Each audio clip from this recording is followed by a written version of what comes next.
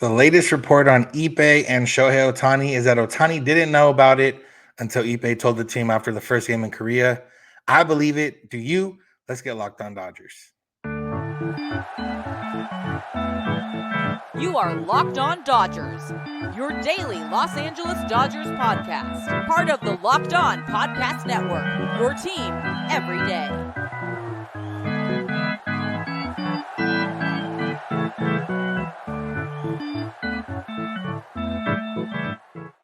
Yo, Dodger fans. Welcome to Locked On Dodgers. We are part of the Locked On Podcast Network, the number one local sports daily podcast network. Locked On, your team every day. This is a daily podcast covering the Los Angeles Dodgers, bringing you the smart fan perspective on our boys in blue. You can find us wherever you find podcasts and on YouTube simply by searching for Locked On Dodgers. If you want to become an everydayer, all you have to do is listen or watch every day, and you can subscribe to make that easier and get notified when our episodes are ready for you. If this is your first time listening or watching, welcome. My name is Vince Samperio, joined by my co-host Jeff Snyder.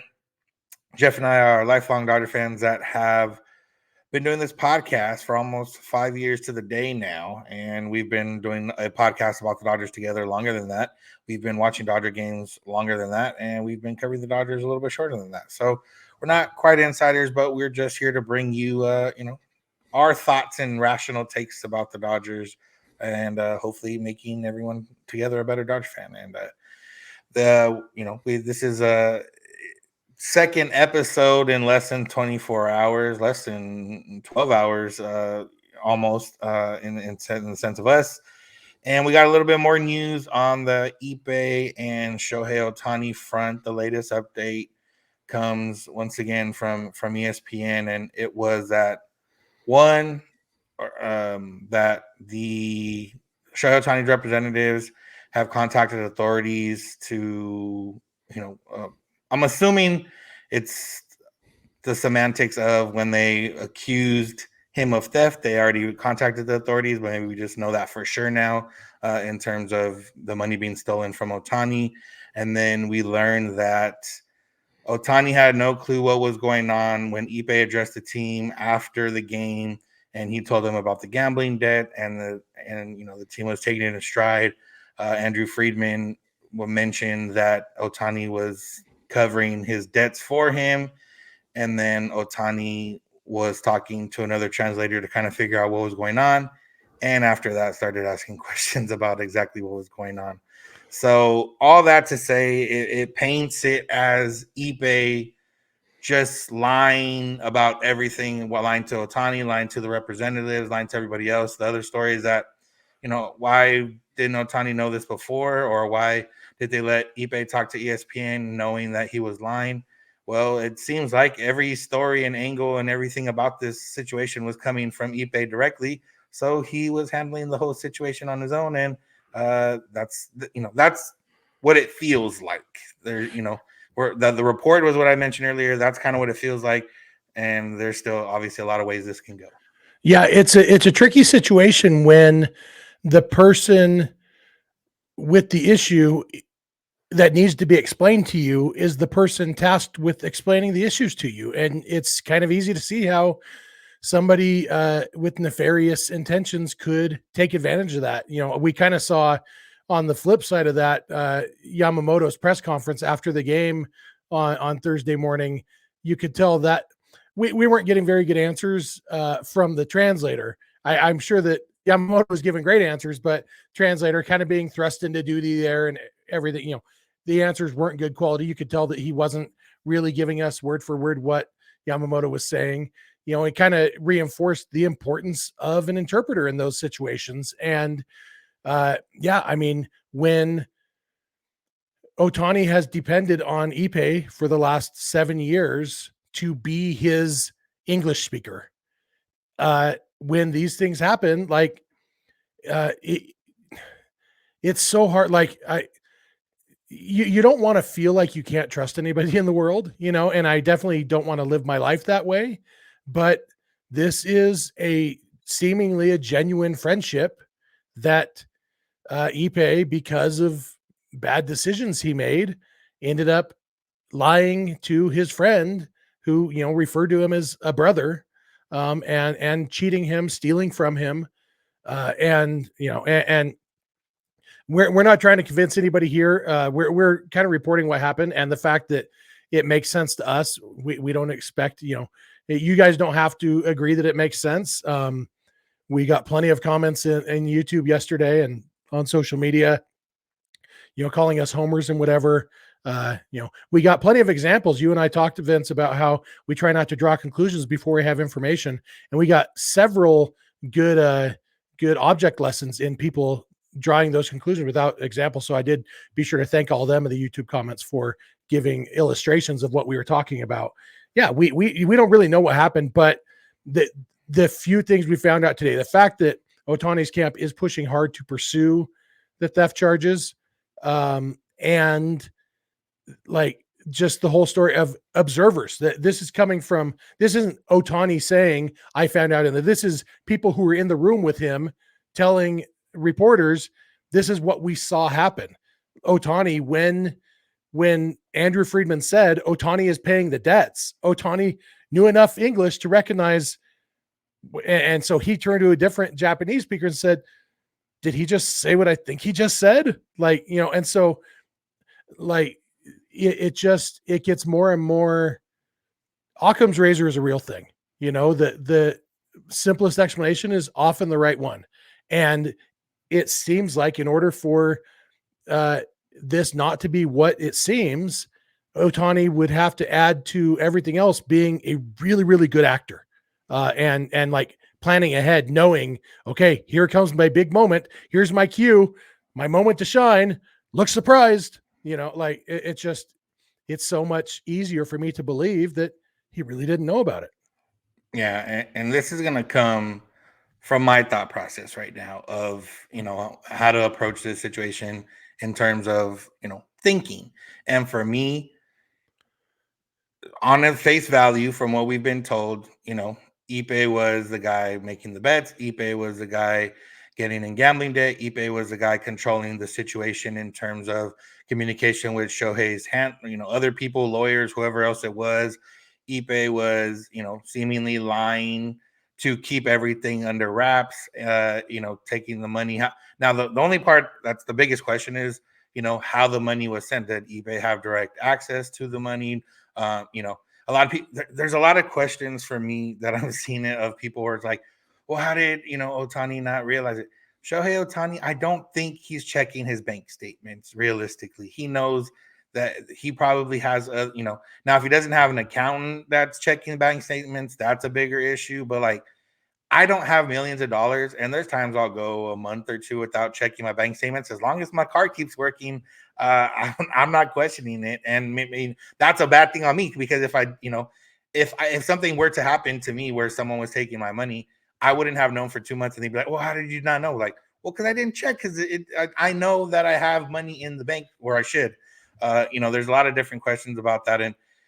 And for me, for us, for what we know Ohtani to be, and for him to either one, be a big gambler and make this mistake of sending money on his own, to not, know that it was illegal gambling, to, cover it up in this way, to make Ippei the fall guy.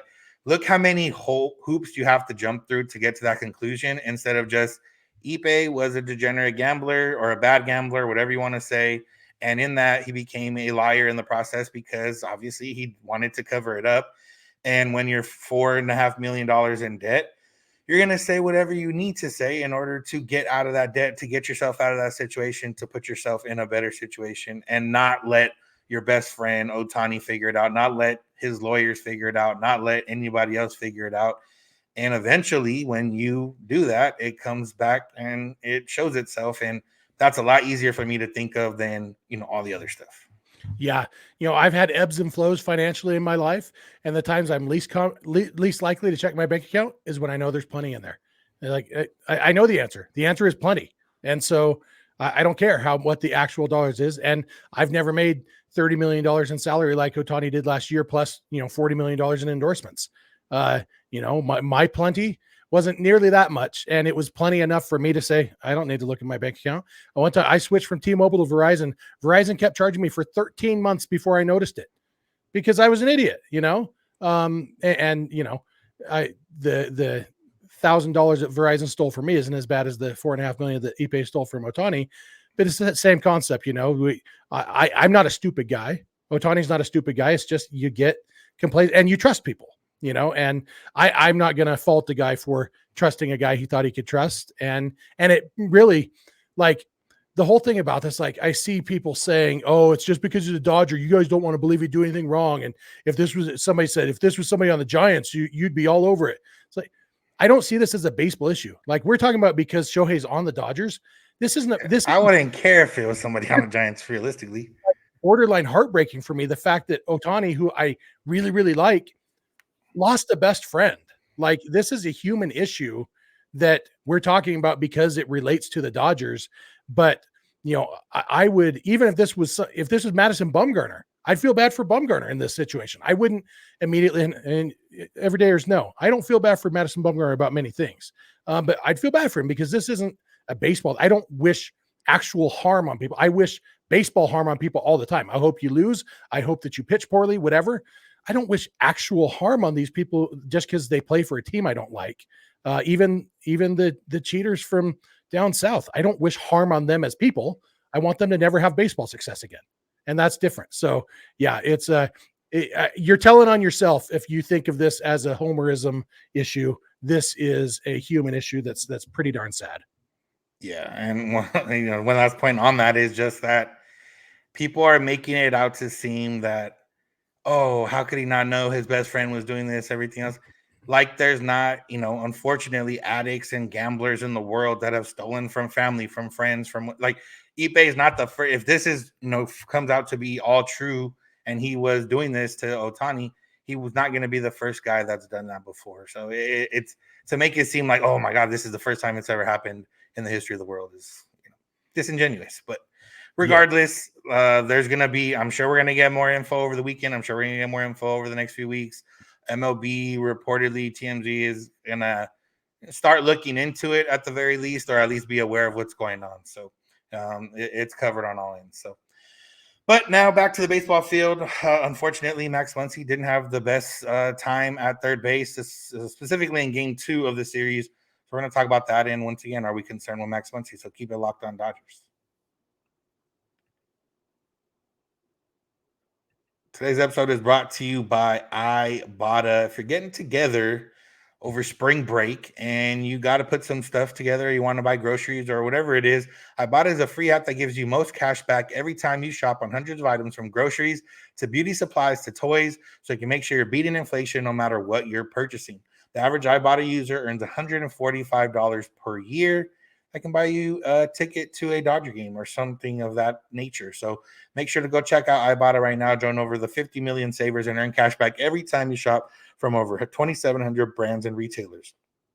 Right now, Ibotta is offering our listeners $5 for just trying Ibotta by using the code LOCKEDONMLB when you register. Just go to the App Store or Google Play Store and download the free Ibotta app to start earning cash back, and use code LOCKEDONMLB. That's IBOTTA in the Google Play or App Store, and use code LOCKEDONMLB. Today's episode is also brought to you by FanDuel. Say goodbye to busted brackets, because FanDuel lets you bet on every game of the tourney, and it was a wild day one in the tournament. And if your bracket's already busted, guess what? FanDuel can help you out, because you can still put down money on every game of the tournament the rest of the way. Whether you want a big upset or you're betting on the one seed, it's time to go dancing on America's #1 sports book. And right now, new customers can get $200 in bonus bets if your first $5 bet wins. That's $200 to use on point spreads, money lines, and you can even pick who's going to win it all, which I don't know if there's a clear-cut favorite. So maybe put your $5 bet on a more for sure thing and use that $200 in bonus bets to bet on the more wild things. So go to FanDuel.com/locked-on and bet on college hoops until they cut down the net. I want to thank you for making Locked On Dodgers your first listen of the day. Make sure to find us wherever you get podcasts and on YouTube. All you got to do is search for Locked On Dodgers. And if you're watching Fox Sports or ESPN on your TV all day, but you have to turn down the volume because of all the shouting, make the switch to Locked On Sports today, a free 24/7 sports streaming channel program for you every day to bring you the biggest stories without all the screaming. Locked On Sports Today brings you can't miss analysis, opinions, and news, streaming 24/7 on YouTube or the free Amazon Fire TV channels app, part of the Locked On Podcast Network, your team every day. All right, Jeff, let's talk about Max Muncy. And we talked a little bit about Max Muncy on the last episode we did, and how on offense he didn't come through when he had runners on base. Did come through, has a OPS around 1,000 or 900 after the 2 games, which will take. But to combine him not hitting with runners in scoring position, combining that with game 2 of the series where he couldn't really field the baseball very well, it makes you think, are we getting the Max Muncy from the first half of last year where he couldn't field the baseball? And does that make you worried?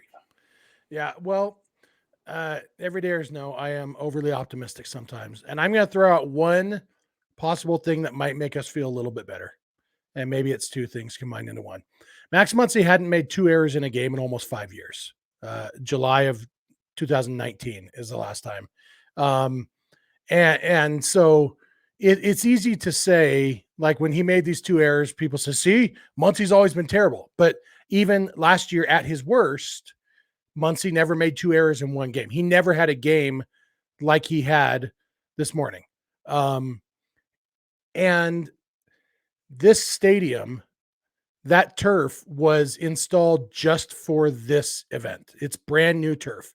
And it wasn't just Muncy. We saw, I think, 2 or 3 plays to Mookie that hit him in the heel of the glove and he bobbled and had to recover.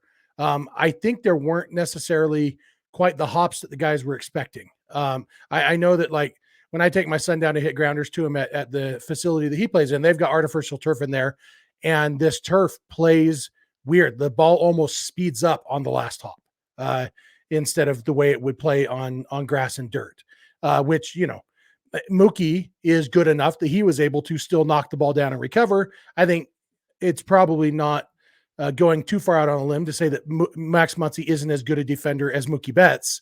And so I think balls that took a funky hop, not quite the expected hop that get Mookie on the heel, they get Muncy on the wrist and go past him. So I wouldn't be surprised if just getting back on major league fields with actual grass and well-manicured grass and well-manicured dirt, where the hops are what Muncy has been expecting, I wouldn't be surprised if the defense starts to look a little bit better and we look back at this game as a fluke. And obviously that's hopeful. That's what I'm hoping for sure. But I do think there's at least a somewhat realistic chance that will be the case. Yeah, I think definitely the field played a factor. It felt like, balls were maybe getting on guys quicker than they thought too, just because, there's nothing to hold it back if it's that, turf that doesn't have much resistance on it. I will say I'm concerned in the sense of, we saw how he reacted after the second error, biting his glove. And when he talked about last season specifically, he had the similar reasoning that the Dodgers had put in new grass and he made a few errors early on and then it kind of snowballed. And while I would expect Max Muncy to remember that from last year and not have the same issue and everything else, it's not something I'm going to guarantee like, oh, he's going to be fine after this. I think when he gets back and they play that first game, I hope he gets a few ground balls hit to him and he makes the plays and he can get back on the positive side of things because, just like we saw with Gavin Lux making every throw over the last 2 games, Max Muncy was on the opposite side of that last year where he made a couple errors the first few games and then he had a really bad few months until he got things back together on defense. And again, I'm not going to say he is going to recover from this. He's not going to recover from this, but I do think that's something that's in the back of my mind moving forward, giving him that field that you played on was a little bit different. Yeah, and as weird as it is that the Dodgers are now going to play 3 more spring training games after having played 2 games that actually count, I think it's probably a good thing for Muncy that he does get games on real major league fields. I don't know which way the 2-1 is going this year. Since I don't have season tickets anymore, I don't pay attention to that. So 2 at Dodger Stadium, 1 at Angel Stadium. and hopefully, like you said, hopefully he gets a lot of ground balls hit to him, because I'd love for him to see, oh yeah, this is the hops that I remember, because these 3 games, if he gets 8 ground balls hit to him in these 3 games and fields them all, that could totally fix whatever confidence issues might have been in his head, because then it would be easy for him to say, even if it's not true, like even if it was just a bad day, if he has a good day, he can say, oh, it was the turf in Korea. Okay, I'm fine. Like there's so much to this mental side of baseball that things don't even have to be true. You remember my example last year about the lady at the pharmacy about arguing about when some lady died. And they got an answer and it was wrong. Their math was way off, but it satisfied both of them. So they're able to move on. And sometimes any answer that satisfies you is better than the right answer. I don't remember that. I'm going to have to go back and listen to that episode, because that was a good story. That was some really deep stuff from Jeff Snyder over here. But yeah, I'm hoping that Muncy, I think one good game back on real grass will make him say, okay, I can play third base. No problem. Yeah. And that'll be obviously a continuing situation. And, I would imagine even if Muncy makes his next 10, 20 plays, people might still have issues with him. But again, that's just the everyone fans a little bit different, and we'll just have to see what happens. I know I don't feel 100% comfortable with Gavin Lux yet, but he's giving me nothing in the games that matter to show that I shouldn't be comfortable. So yeah, he's made what, 6 or 8 throws, and they've all been somewhere between perfect and good enough. So yeah. You'll get there, Vince. Yeah, we shall see. All right. There was some good on offense. We talked about Shohei Ohtani off the field. Let's talk about him on the field and talk about Mookie Betts, who had a big game in game 2. Unfortunately, wasn't enough for the Dodgers to get the win, but a big game nonetheless. So make sure to keep it locked on Dodgers. Today's episode is brought to you by Amazon Fire TV. If you need somewhere to watch sports, live games, highlights, in-depth analysis, Fire TV is giving you amazing viewing experiences with smart TVs, as well as the Fire TV stick that you can plug into your existing TV. That provides access to millions of movies and TV episodes, as well as free and live TV. Whether you're waiting for opening day again or the college basketball tournament, you're going to want to have a Fire TV. And Fire TV's recently created Fire TV channels that deliver a constant supply of the latest videos from your favorite sports brands, all for free. Let you dive into game analysis, highlights, and more to keep up to date on all the latest in the world of sports, March Madness, NBA, MLB, and lots more. There's also news, entertainment, gaming, travel, and cooking videos as well. So go check out Fire TV channels on Fire TV and Alexa devices. And you really should if you haven't checked it out yet. Trust me on this. To learn more, visit www.amazon.com/lockedonfiretv. We want to thank you for being an everydayer. If you are one, if you're not one, you can become an everydayer by listening or watching to this show every single day. We're here for you every Monday through Friday for about 30 minutes. And you can go beyond the podcast and become a Locked On Dodgers insider at joinsubtext.com/LockedOnDodgers.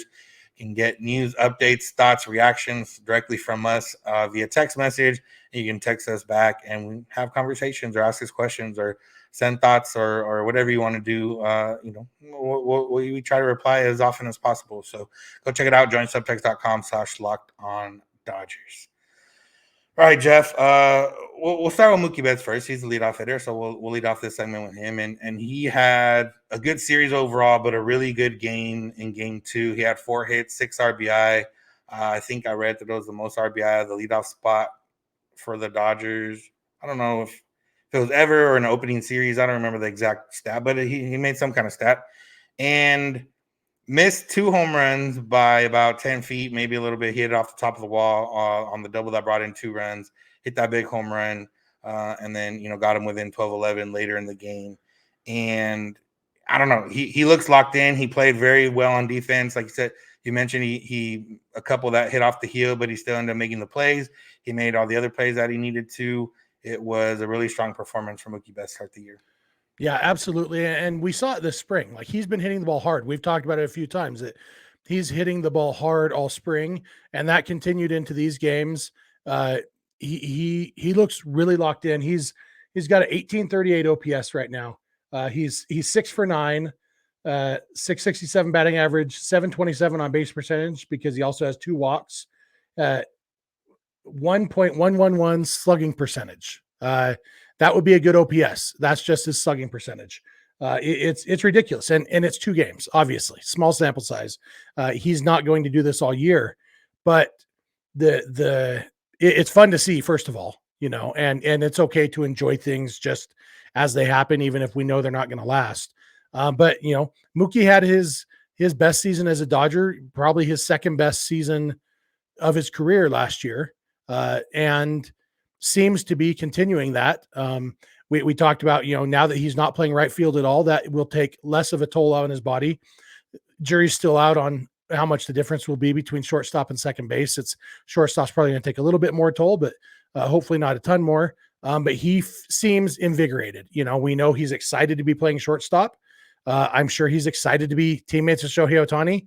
After, last year, the last couple of years, he and Freddie really clicked, and now they have Ohtani too. And we've seen they're having a lot of fun together, the 3 of them, and knowing all I have to do is get on base and I'm probably going to score is probably a really good feeling for a leadoff hitter, and that's the situation he's in. He's been on base. I guess he only scored 2 runs. So, but that's because Freddie Freeman is actually one of the few guys who hasn't been hitting yet. Mookie he's going to score a lot of runs this year. He's going to drive in his share of runs because I think Gavin Luck's going to hit well. He has 7 RBIs. Mookie does, like you said. And so, that's on pace for 567 RBIs this year. That would be a record. Yeah, not bad. And like you mentioned, only the 2 runs scored because Freddie hasn't been hitting. And 3 of the times Mookie got on base, Ohtani hit the ball well, but not for the stadium they were playing in. For whatever reason, that stadium, the ball gets hit in the air and it kind of was dying. Mookie got a hold of one, Machado got a hold of one, and both those guys were able to get it out. It makes Freddie's home run the other day a lot more impressive in that practice game because we saw a lot of balls get hit pretty hard to right field that ended up just dying. Ohtani had a few of them. One of the ones he hit, I think it would have been a home run in 13 out of 30 ballparks. So, if they were playing somewhere else, he would have at least 1 home run, maybe more, depending on, all the other factors. But yeah, Ohtani, we didn't get to talk much about his we talked a little bit about his first game as a Dodger, but first impressions overall, we only get to see him hit. So there's really only one thing we can talk about. But yeah, I think I don't have any concerns about him. No, yeah, he's hitting the ball hard. He's also hitting the ball soft a couple times, couple infield outs. But he is, he had that foul ball that was hit 119 miles an hour. He has, he had a base hit that was hit 112 miles an hour in the first game. And then his hit in the second game, his first time up, was like a replay of that one. I didn't see the exit velo, but it looked basically exactly the same. I think he would have probably 2 or maybe even 3 home runs if they were playing a different stadium. Like you mentioned, that 13 ballparks, that flyout would have been a home run. Even that is a little misleading because that's just based on how far it went. But I think the ball isn't traveling as far in this stadium for whatever reason. And so, I think that ball would have traveled even farther in an open air stadium, or whether it's the dome or, something about it is dampening the ball. And so, even as far as it went in the dead stadium, it would have been home run in 13 stadiums. I think he hits a ball like that, it's going to be a home run 80% of the time. It's he's hitting the ball hard. He's only batting 300 and only 300, but it's kind of an interesting situation. His on base percentage is currently lower than his batting average because he does have 1 sacrifice fly, which doesn't count against batting average. It doesn't count as an at bat, but it does count as a plate appearance. And so his on base percentage is actually only 273. Slugging is only 300 because he doesn't have any extra base hits. And so there's plenty of room for improvement, but we've seen already that Ohtani is going to hit the ball hard. He hasn't struck out. Like, he's going to hit it. The fly out that would have been a home run in 13 parks, like, it was one of those classic and not necessarily in a good way Ohtani swings where it's like his butt is in the first base dugout when he actually hits the ball. But he's so strong, such good extension that he can kind of sell out on an inside pitch and still hit the ball hard if it's an outside pitch like it was on that one. he's fun to watch, man. And especially, watching the second game, knowing what must be going on with him emotionally, like for him to be able to kind of put that aside and hit the ball hard. I thought that was pretty impressive. Yeah, like we mentioned a couple times on this episode and last one, if you only watch the bottom half of the innings, it was a pretty fun game to watch. Will Smith had 4 hits. Gavin Lux has had a couple hits through the first couple games. We've had a lot of good at bats. A lot of walks, a lot of good at bats, a lot of pitches getting thrown, and there's still score 11 runs, but still know you left some meat on the bones. I'm sure these guys are all going to strive for that. I'm sure Otani, coming up after Mookie had just brought it within 1, he swings at the first pitch, grounds out. I'm sure he would want that at bat back. There's, little things here and there, but all in all, it was, if you put the big situation aside with Ippei, it was a fun 2 games, even though the Dodgers weren't 2-0.